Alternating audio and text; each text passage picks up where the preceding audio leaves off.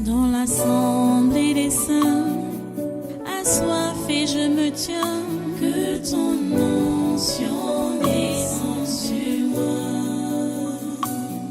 Conscient que mon destin est dans le creux de ta main, que ton onction descende sur moi. Je suis disposé, assoiffé, que ton onction descende sur moi. Je suis disposé, assoiffé, que ton onction descende sur moi.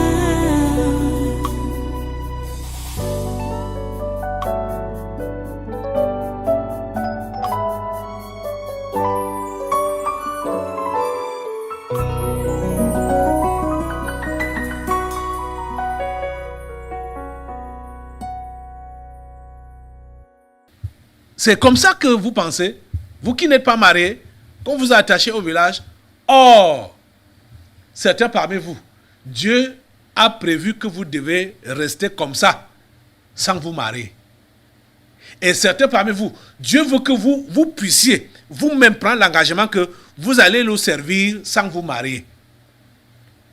Et ceux-là qui ont été attachés au village, ils sont minoritaires. C'est eux seuls qui ont besoin donc d'être délivrés pour qu'ils puissent trouver leur mari ou leur femme. Ils sont minoritaires. Vous êtes en train de voir ça? Ils sont minoritaires. Mais vous allez voir que les gens se ruent dans les églises ou dans les lieux de prière parce qu'ils veulent la délivrance. Ils veulent se marier. Donc, la malchance, les malédictions doivent quitter sur eux pour qu'ils puissent se marier. Pourtant, eux tous ne subissent pas cette malédiction. Eux tous ne sont pas là pour... ne se marient pas à cause de cette malédiction. Plusieurs sont là parce que, ou du moins, plusieurs ne trouvent pas de partenaire parce que Dieu veut qu'ils restent comme ça pour se consacrer à son service. Et d'autres, Dieu les a prévus depuis le ventre de leur mère qui ne doivent pas toucher de femmes. Vous allez donc voir que quand ils ne rencontrent pas vite l'évangile, c'est le genre-là qui part donc de déception en déception.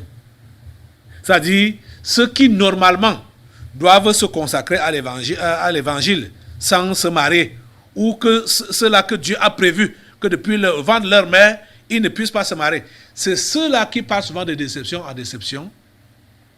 Et c'est ceux-là que le diable utilise souvent pour faire les enfants hors mariage. Parce qu'on va leur promettre le mariage et ils vont commencer à faire les enfants, mais le mariage ne vient pas. Parce que ce mariage ne viendra jamais. Il ne viendra jamais. Il dit la pure vérité. Et ce sont des gens sur qui Dieu a réellement sa main. Hein? Mais le diable les utilise pour faire d'abord des dégâts et frustrer leur avenir chrétien. Vous voyez? Donc, aujourd'hui, il faut que vous le compreniez. Il faut que vous le compreniez. Et que ça quitte votre tête, ce genre de souci-là. Souci du mariage. Hein? Souci d'avoir un mari, d'avoir une femme à tout prix. Il faut que ça quitte votre esprit.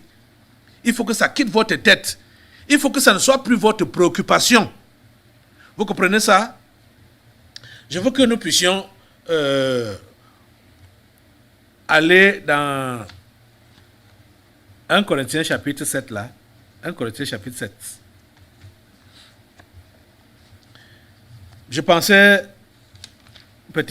pensais finir avec ça aujourd'hui, mais quand je vois le temps qui est passé, je crois qu'on va revenir encore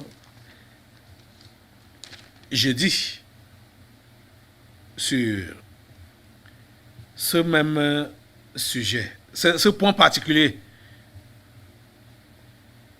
Mais c'est toujours le même sous-thème. À quoi t'attendais-tu quand tu devenais chrétien? Ou à quoi t'attends-tu quand tu dis que tu donnes ta vie à Jésus? Ok. 1 Corinthiens chapitre 7. 1 Corinthiens chapitre 7. Je vais commencer la lecture au verset 7. Paul était célibataire jusqu'à mourir. Voici ce qu'il dit. Je voudrais que tous les hommes fussent comme moi.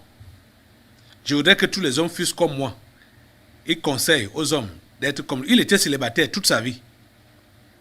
Mais chacun tient de Dieu un don particulier. L'un d'une manière, l'autre d'une autre. À ceux qui ne sont pas mariés et aux veuves, je dis qu'il leur est bon de rester comme moi. Mais s'il manque de continence, qu'ils se marient, car il vaut mieux se marier que de brûler. Voilà. C'est ce verset 9 de 1 Corinthiens 7 qui égare plusieurs personnes. Parce qu'ils ne prennent pas ce verset en supposant ça avec les conseils que Jésus-Christ donne dans Matthieu 19. Vous comprenez ça? Ce n'est pas seulement parce que tu manques de continence que tu vas te marier, mais est-ce que tu es prévu pour le mariage? Est-ce que tu es prévu pour le mariage? Là-bas, c'est la grande question qu'il faut... c'est à cette grande question qu'il faut répondre. Mais s'il manque de continence, qu'il se marie, car il vaut mieux se marier que de brûler. Verset 10. À ceux qui sont mariés, j'ordonne, non pas moi, mais le Seigneur, que la femme ne se sépare point de son mari. Si elle est séparée, qu'elle demeure sans se marier, ou qu'elle se réconcilie avec son mari, et que le mari ne répudie point sa femme. Voilà le conseil. Verset 12. Aux autres, ce n'est pas le Seigneur, c'est moi qui dis, si un frère a une femme non croyante, et qu'elle consente à habiter avec lui, qu'il ne la répudie point. Et si une femme a un mari non croyant, et qu'il consente à habiter avec elle, qu'elle ne répudie point son mari. Car le mari non croyant est sanctifié par la femme, et la femme non croyante est sanctifiée par le frère. Autrement, vos enfants seraient impurs, tandis que maintenant ils sont saints.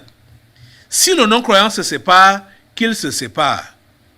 Le frère ou la sœur ne sont pas liés dans ce cas-là.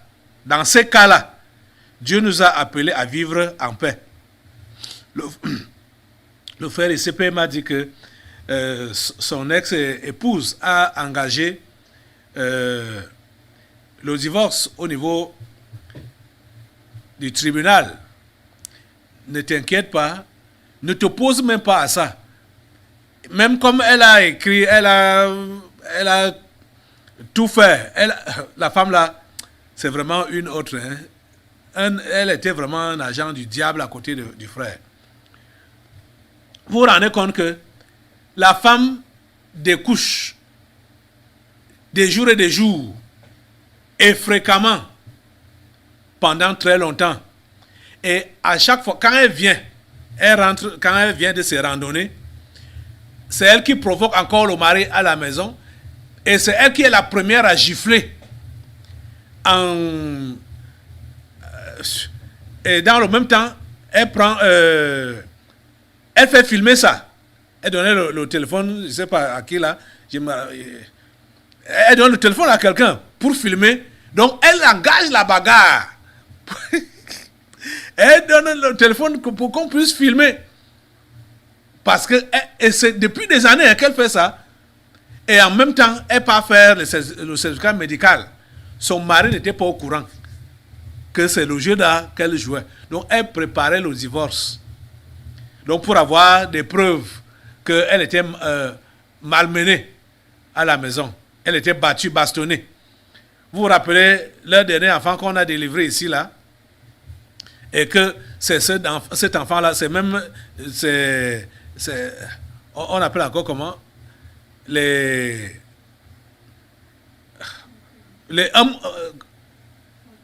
Voilà, que c'est une forteresse.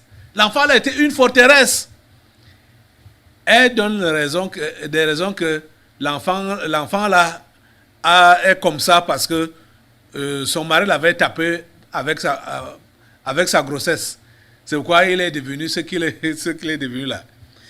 Frère Antoine, ne t'inquiète pas. Ne t'inquiète pas. Parce que déjà, il y a beaucoup de faux dans ce qu'elle a dit et elle s'est fait piéger dans ce faux-là au niveau des âges des enfants. Elle s'est fait piéger. Le Seigneur a permis qu'elle fasse ça comme ça. Reste tranquille. Reste tranquille. Comme on a convoqué là, je crois, je sais pas, c'est la semaine-ci ou quand là, on vous a convoqué, il faut partir. Et comme la Bible a dit ici, si le non-croyant se sépare, qu'il se sépare. Le frère ou la sœur ne sont pas liés dans ces cas-là. Dieu nous a appelés à vivre en paix. Donc, je sais qu'au niveau des juges, on va demander la réconciliation d'abord. N'accepte même pas ça. Comme elle est partie là, de la maison, qu'elle part. Elle n'aura pas raison sur toi pour que tu lui donnes la ration alimentaire. Elle garde les enfants. Elle n'aura pas raison sur toi dans cette affaire. Parce que ça ne pourra pas prospérer en sa faveur. Tu comprends? Ok. Je vais continuer la lecture. L'apôtre Paul continue en disant: quelqu'un a-t-il été appelé étant circoncis? Je suis au verset 18. Qu'il demeure circoncis. Quelqu'un a-t-il été appelé étant incirconcis? Qu'il ne se fasse pas circoncis. La circoncision n'est rien et l'incirconcision n'est rien. Mais l'observation des commandements de Dieu est tout. Que chacun demeure dans l'état où il était lorsqu'il a été appelé. As-tu été appelé étant esclave? Ne t'en inquiète pas. Mais si tu peux devenir libre, profite-en plutôt. Car l'esclave qui a été appelé dans le Seigneur est un affranchi du Seigneur. De même, l'homme libre qui a été appelé est un esclave de Christ. Vous avez été rachetés à un grand prix. Ne devenez pas esclaves des hommes. Que chacun, frère, demeure devant Dieu dans l'état où il était lorsqu'il a été appelé.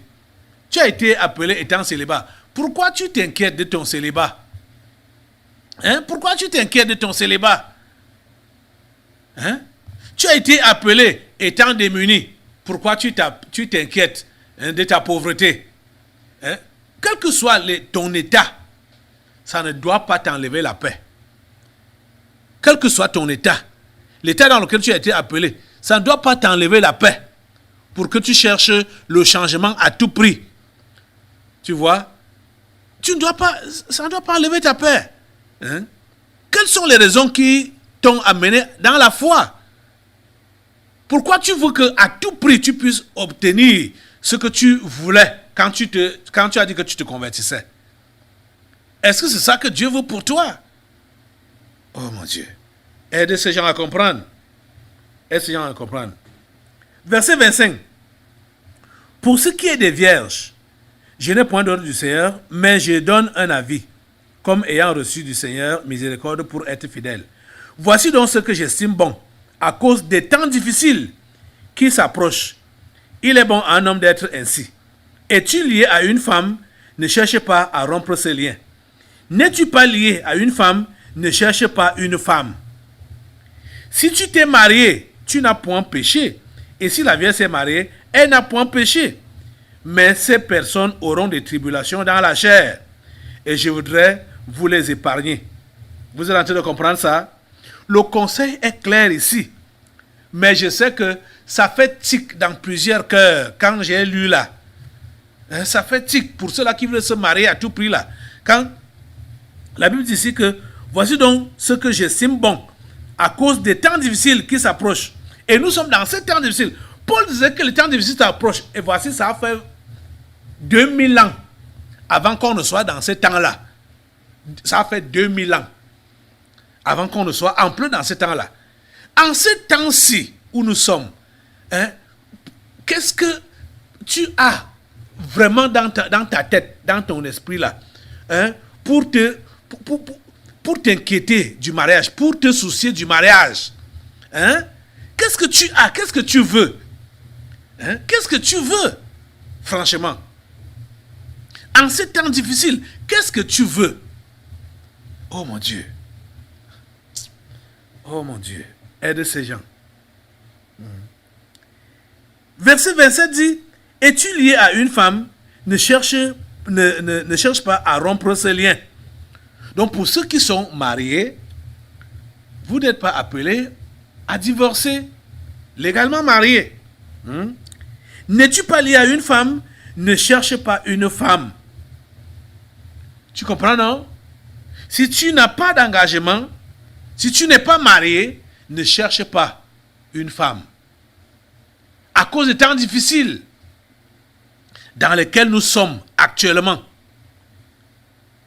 Oh mon Dieu. Bon, si tu t'es marié, tu n'as point péché. Et si la vierge s'est mariée, elle n'a point péché. Mais ces personnes auront des tribulations dans la chair. Et je voudrais vous les épargner. Voici ce que je dis, frère. C'est que le temps est court. Les temps sont difficiles et le temps est court. Que désormais ceux qui ont des femmes soient comme n'en ayant pas. Ceux qui pleurent comme ne pleurant pas. Ceux qui se réjouissent comme ne se réjouissant pas. Ceux qui achètent comme ne possédant pas. Et ceux qui usent du monde comme n'en usant pas. Car la figure de ce monde passe. Or, je voudrais que vous fussiez sans inquiétude. Celui qui n'est pas marié s'inquiète des choses du Seigneur, des moyens de plaire au Seigneur. Et celui qui est marié s'inquiète des choses du monde, des moyens de plaire à sa femme. Il y a de même une différence entre la femme et la vierge. Celle qui n'est pas mariée s'inquiète des choses du Seigneur, afin d'être sainte de corps et d'esprit. Et celle qui est mariée s'inquiète des choses du monde, des moyens de plaire à son mari. Vous voyez, contrairement à ce que vous pensez, vous voulez inverser la Bible. La Bible dit que ce sont ceux qui sont mariés qui s'inquiètent des choses du monde, qui n'ont pas de paix, qui ne sont pas tranquilles. Vous voyez? Mais vous autres, vous pensez que c'est parce que vous n'êtes pas mariés que vous n'êtes pas concentrés, vous ne pouvez pas être concentrés à servir Dieu comme il se doit. Pourtant, la Bible dit que ce sont les non-mariés qui sont concentrés à servir Dieu. Vous voyez, non? Oh mon Dieu, ta grâce et ta miséricorde. Vous voyez que l'exemple est même devant moi. Les enfants avec qui je travaille, si ils étaient mariés, est-ce que leur partenaire allait les laisser tout le temps, de passer tout le temps à l'église pour les choses de Dieu? Je ne pense pas. Si tu étais marié, est-ce que tu allais être ici à cette heure-ci? Vous voyez, ils sont en train de rire. C'est la vérité. C'est la vérité. Si vous étiez marié, même comme je sais que ça passe dans vos têtes, ce souci-là, ça n'a pas de raison d'être dans vos têtes-là. Ça n'a pas de raison d'être. C'est la distraction. C'est la distraction. Vous êtes en train de voir ça? Et la Bible a dit que ceux-là qui sont mariés doivent vivre comme n'étant pas mariés. Et c'est ce que moi j'expérimente personnellement. Et ma femme également. C'est-à-dire, je vis comme un non marié. Et elle vit comme un non marié. Même comme je sais que pour elle a souvent de la peine à digérer ça. Mais c'est ce qu'il faut. C'est ce qu'il faut. Ceux qui sont mariés doivent vivre comme n'étant pas mariés. Et ceux qui n'ont pas de femme ou de mari, ne cherchez pas en ce temps-ci. Ça ne doit pas être votre préoccupation en ce temps-ci. Des temps difficiles, le temps qui est court. S'il vous plaît, concentrez vos énergies, vos efforts pour les choses du Seigneur, pour le travail du Seigneur, pour le gagnement des âmes. Vous comprenez ça? Plusieurs se font distraire. Et quand je pense encore aux enfants, aux jeunes, hey, celui-là n'est même pas mariable. Celui-là, il n'a rien, il n'y a rien comme activité. Il n'a rien qui peut, il vit à peine. Il ne peut pas prendre soin de lui-même, il ne peut pas prendre soin d'une femme, il ne peut pas prendre soin des enfants qui peuvent venir après le mariage, mais il pense à la femme. C'est pour faire quoi avec la femme? C'est pour faire quoi avec la femme? Aïe mon Dieu. Les jeunes ou ceux qui ne sont pas mariables, c'est-à-dire, votre pensée ne doit pas passer à côté de l'histoire du mariage. Vous comprenez ça? Concentrez-vous sur les choses du Seigneur. Oh mon Dieu. Aide ces gens. Aide ces enfants, Seigneur. Aide ces enfants. Oh. Je peux vous parler ici là toute la journée. Vous voyez qu'on est en train de perdre les efforts, les énergies pour rien. Pour rien. Hein? Au lieu de faire ce qui est important, ce qui est essentiel, on se disperse. Sentiment. Même les enfants parlent sentiment. C'est quoi? Vous cherchez quoi? Vous voulez quoi? Vous voulez quoi? Vous voulez quoi au juste? Hein? Concentrez-vous au travail du Seigneur. Laissez ces distractions du sexe là, laissez ça. Hein? Laissez ça. Oh mon Dieu. Vous allez finir de lire ce texte. Reprenez même 1 Corinthiens depuis le premier verset là jusqu'à la fin. Le temps est déjà passé. Je vais m'arrêter comme ça pour que nous puissions prier le Seigneur. Et je vous demande de relire vous-même ce texte posément. Affrontez chaque verset. Affrontez chaque verset. Et enlevez la barrière qui est déjà dans votre esprit là. Parce que vous avez déjà la pensée, mariage à tout prix, la mariage à tout prix. Enlevez cette barrière là. Vous comprenez? Est-ce que vous avez même prié pour demander à Dieu quel est votre statut? Est-ce que vous êtes prévu pour le mariage? Est-ce que vous êtes prévu pour le mariage? C'est ça que vous devez d'abord savoir. Et si c'est oui, vous n'avez pas donc besoin de vous soucier par rapport à ça. Vous comprenez? Et vous ne devez pas déjà épouser toutes les filles que vous voyez ou tous les hommes que vous voyez. Vous allez devenir polygame. La polygamie n'est pas autorisée par les chrétiens. Vous comprenez? Vous voulez devenir deuxième femme ou troisième femme, ce n'est pas autorisé. Ou avoir plusieurs femmes, ce n'est pas autorisé. Dans le vrai christianisme. Vous comprenez? Donc, tous ces yeux, toutes ces convoitises, ça ne sert à rien. Ça ralentit le travail de Dieu. Et ça risque de vous amener en enfer. Jésus a dit que quand tu regardes une femme et tu la convoites dans ton cœur, tu as déjà commis l'adultère avec cette femme-là. Donc, plusieurs sont là à l'église aujourd'hui, mariés. Et ils disent que depuis que j'ai cru, je n'ai plus été infidèle. Pourtant, ils sont infidèles dans leur cœur. Parce qu'ils sont en train de regretter d'être avec leur femme actuelle ou leur mari actuel. Vous voyez, c'est l'adultère. Et n'en parlons pas des jeunes, des célibataires. Toutes ces pensées impudiques qui passent dans votre tête là, c'est l'impudicité, c'est l'adultère, c'est la fornication que vous commettez là. Et ça ralentit le travail de Dieu pour rien. Enlevez votre tête dans cette histoire. Vous comprenez? Enlevez votre tête dedans. Enlevez votre tête dedans.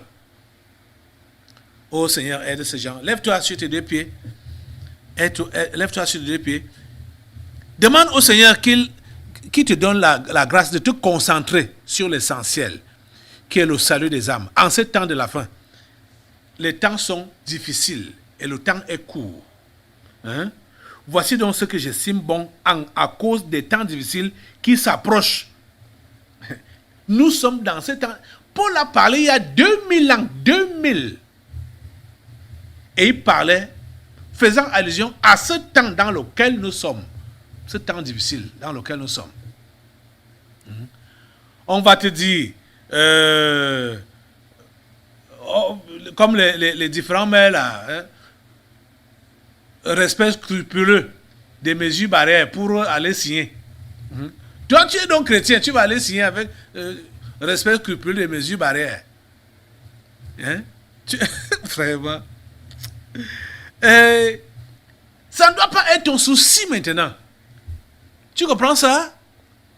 Ça ne doit pas être ton souci. Demande à Dieu vraiment de te donner la grâce de te concentrer sur l'essentiel, qui est le salut des âmes. Nous devons nous concentrer sur le salut des âmes, le salut des pécheurs, des perdus. Que les brebis du Seigneur rentrent dans la bergerie. Ô Seigneur, enlève la distraction dans ses cœurs, enlève la distraction dans ses têtes, enlève la distraction, Seigneur, dans ses esprits. Seigneur, enlève la distraction. Donne-leur de se concentrer sur l'essentiel, qui est le salut des âmes. Oh Dieu, s'il te plaît, interviens dans chaque vie. Interviens dans la vie de tes enfants en cet instant. Je te les recommande au nom puissant de Jésus. Merci Père de nous écouter.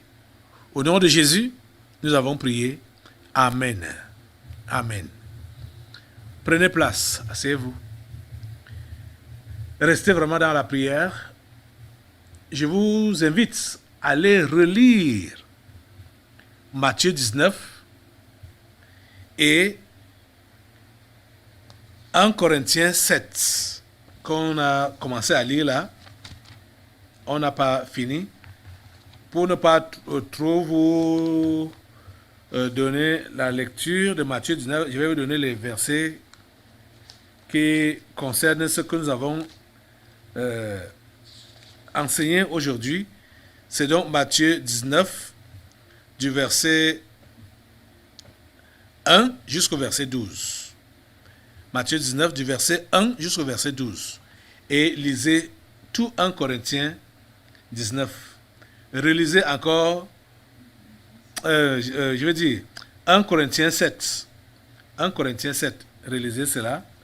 Lisez encore Colossiens chapitre 3, verset 18 jusqu'à 25, jusqu'au chapitre 4, verset 1. Révisez tous ces passages quand vous allez rentrer là. Chacun, et concentrez-vous sur le Seigneur. Laissez les distractions. S'il vous plaît, laissez les distractions. Je vous dis, évitez les contacts avec le sexe opposé. Évitez cela au maximum. Les appels, les messages, les blagues et tout ça. Laissez ça. Ça sert à quoi? Laissez ça. Concentrez-vous sur le salut des âmes. Concentrez-vous sur le salut des âmes. Que le Seigneur vous bénisse. On va bientôt passer aux délivrances prophétiques. Restez concentrés dans la prière. Merci Seigneur. Dans l'assemblée des saints, assoiffé je me tiens, que ton onction descende sur moi. Conscient que mon destin est dans le creux de ta main, que ton onction descende sur moi. Je suis disposé, assoiffé, que ton onction descende sur moi. Je suis disposé, assoiffé, que ton onction descende sur moi.